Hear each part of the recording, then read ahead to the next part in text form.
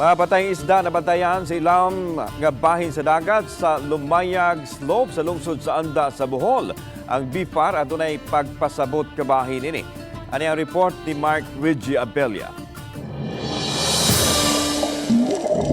Kini ang misugat sa usa ka dive master kauban ng mga langyaw turista samtang midive sa ilawom sa bahin nga dagat niadtong Domingo pasado alas 10 sa buntag. Makita sa video ang mga nagpasad nga mga patayng isda sa may Lumayag Slope, usa ka reef dive site sa may utlanan sa lungsod sa Anda ug Kendulman, Bohol. Gibanabanang moabot sa 20 metros ang giladmon ug nasayran nga sagad nini mga isdang tamban ug dalagang bukid. Asoy ni Leuterio Beruan Jr., 35 anyos, taga Barangay Bakong, Anda, Bohol, nga igo lang siya migiya sa mga langyaw turista apan nakabantay ko sa kapatayng isda. Sa ilang pagpadayon, dinhi nakita ang mga patayng isda.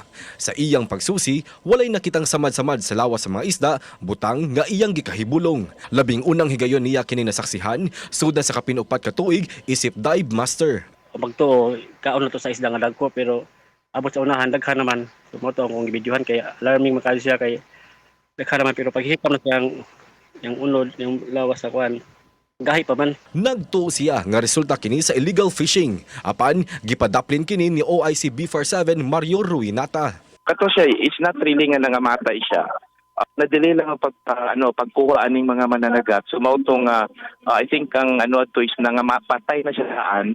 So pagkuha nila, so ang katong nangamatay ilan na lang gidispose. Dugang niya nga striktong gibantayan sa ilang ahensya ang mga dagat nga sakop sa Central Visayas batok sa mga illegal fishing. Ang BIFAR is still very active, especially in monitoring surveillance and law enforcement sa atong panagatan. Kauban si Clans Gabutin, Mark Reggie Abella.